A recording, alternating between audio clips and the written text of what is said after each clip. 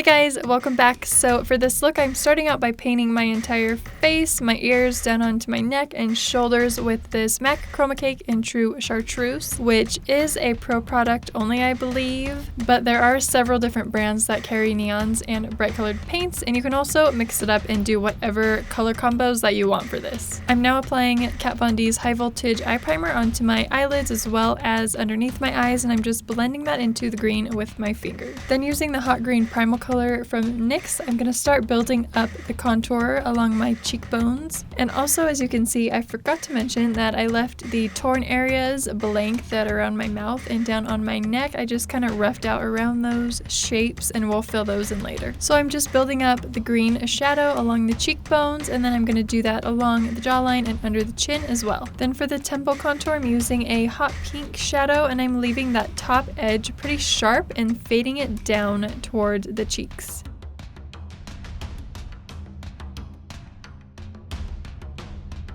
Then I'm just using those same shadows to contour along my collarbone and on the muscles of my neck and shoulder. Anywhere that you have a natural contour, we're just going to deepen that a little bit using the green. Then we're adding in some of the pink, and then to deepen it even more, I'm adding in some of a blue. And I'm just gonna keep going back and forth between all the different shadows until I'm happy with the contour. It's all about building up the color and really blending it out.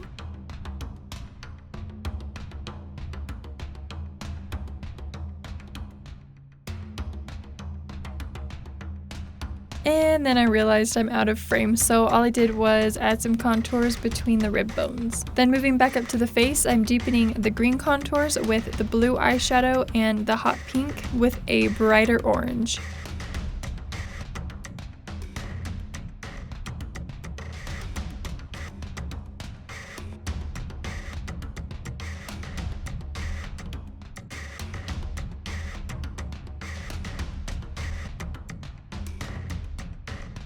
I'm also applying a little bit of that orange along the top of the cheek contour and then blending that out with a yellow.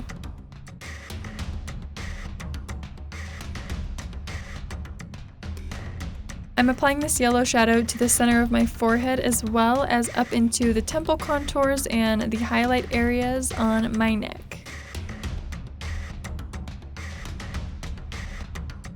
So now we're moving on to the eyes. They were feeling a little bit bare. So I'm starting out with a fuchsia eyeshadow and applying that to the inner corners and blending that towards the center of my eye. And this is just kind of random, so I will do my best to explain what I'm doing, but you can just do whatever you think looks good. So after I've applied the fuchsia, I'm going in with the orange on an eyeliner brush to kind of define where I want the outer part of the eye sockets to be. And then I'm also using this color to start creating the look of a furrowed brow.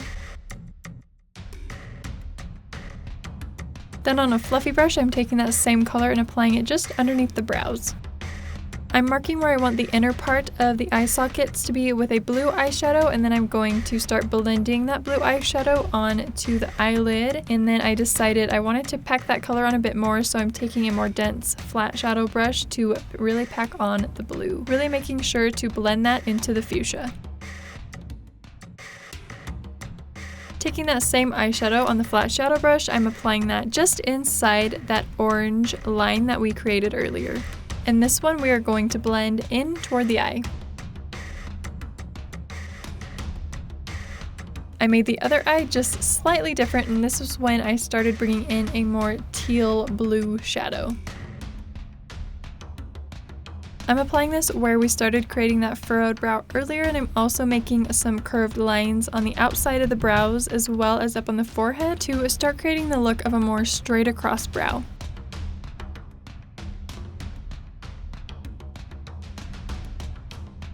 Going back to the darker blue on the eyeliner brush, I am creating some wrinkles on the forehead, and I'm using my own wrinkles as a guide.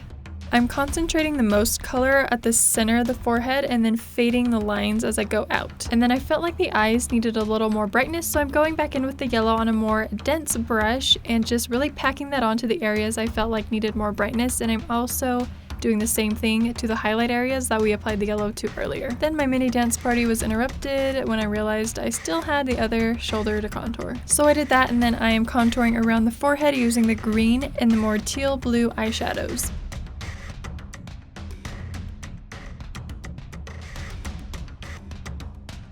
So now that we've finished contouring, I'm going in with the black Mehron Paradise paint to start really sharpening up and deepening all of the contours. And this is really gonna take this look up about 1,000 notches, and it's my favorite part.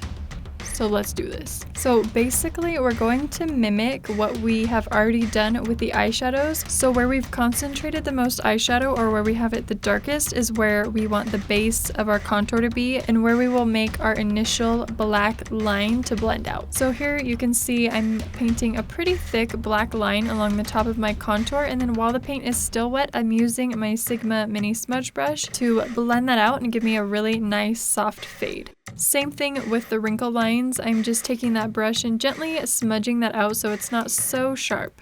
And just like we did for the temple contour, we're doing down along the cheek. And I kind of did this part in sections just so that the paint would still be wet enough for me to blend out.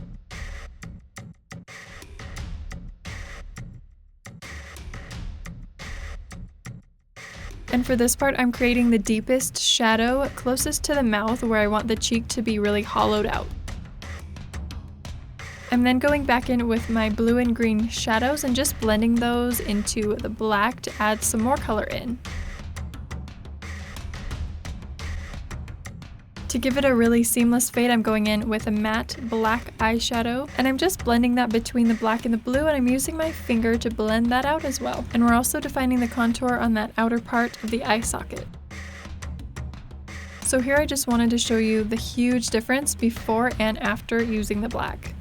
And now here you can see I've finished contouring on my face and also most of my neck and chest, but I just wanted to show you a little bit of what I did on the neck. So I'm using the curves as the base for the contours, so that part will be the darkest, and then I just again blend it out.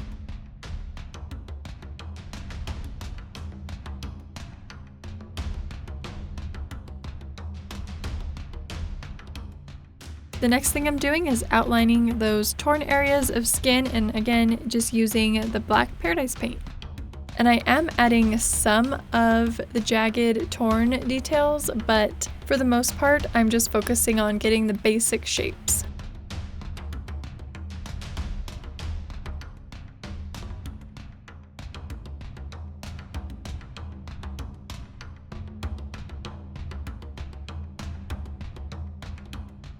So now I'm going to finish adding the black to the contours on this side, and I'll be right back.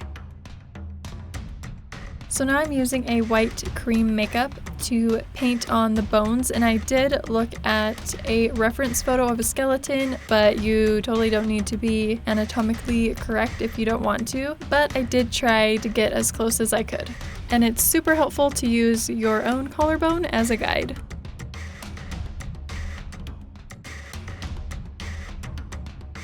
I'm then going in with an off-white eyeshadow, and I'm just packing that over top of all the cream makeup so it's not 100% white, and this will also help set it. Now I'm just outlining all the bones with the black Paradise paint on my Sigma E05 eyeliner brush, and then we'll start filling it in.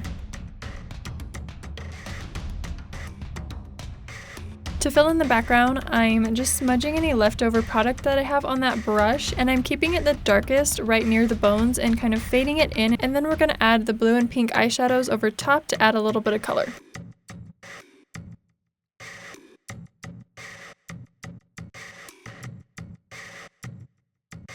Again, using the black Paradise paint, this time on my Sigma E11, which is just a really fine detail brush, I'm going in and defining all of the jagged, torn details around that area.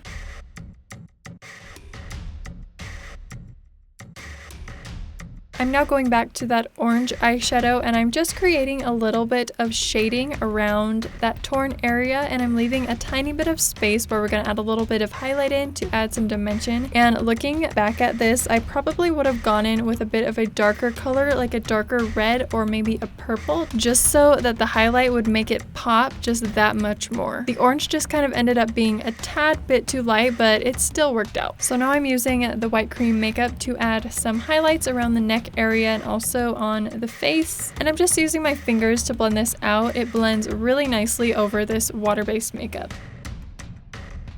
And here we are applying it between the orange eyeshadow and the black just to really give it some pop and dimension. And then we're going to do the same thing around the outside of the eyes, along the top of the cheek contour, and also along the temple contours. For now, I'm just adding that orange eyeshadow, but we're going to go back in a little later with that white in between. So on the face, I'm highlighting where you would usually highlight, like on the forehead and cheeks, chin, but I'm also highlighting on top of the brows to really pop that out, and also in between the wrinkles. And here I'm going back in to highlight in between the contour and that orange eyeshadow.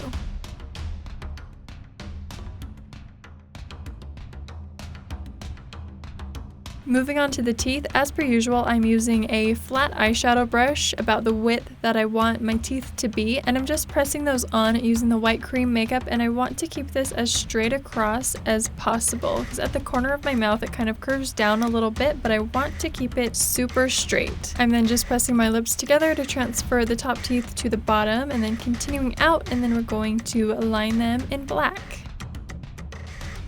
Before I go in and outline them, I'm lengthening the top teeth up just a little bit, and then I'm setting the cream makeup with a translucent powder. I start my outline by going out from each of the corners of the mouth, and then I'm lining through the center of both lips, and I'm gonna kind of tap them to transfer top to bottom again, and then just go in and really try and straighten up that line. Then I'm just lining down between each of the teeth.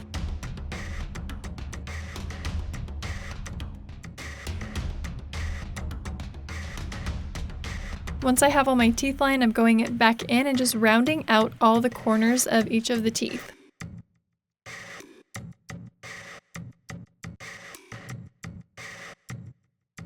Then I'm just going to start filling in the rest of that area with the black. And as I'm filling this in, I'm also going to start defining those jagged, torn edges. I'm also leaving a little bit of blank space between the black and the teeth because we're going to go in with some of our colored shadows to blend. And I'm using mostly the blue and green. And just like we did along the cheek contour, I'm going in with a little bit of black eyeshadow to help blend the two together. I'm then just going in and lengthening those top teeth up again, and then adding some of that off-white shadow to all the teeth. And then I forgot to define the chin contour with the black, so I'm just doing that now and blending it out with a black eyeshadow. And then I'm using the same steps using the orange eyeshadow and the white highlight around the edges just like we did on the neck.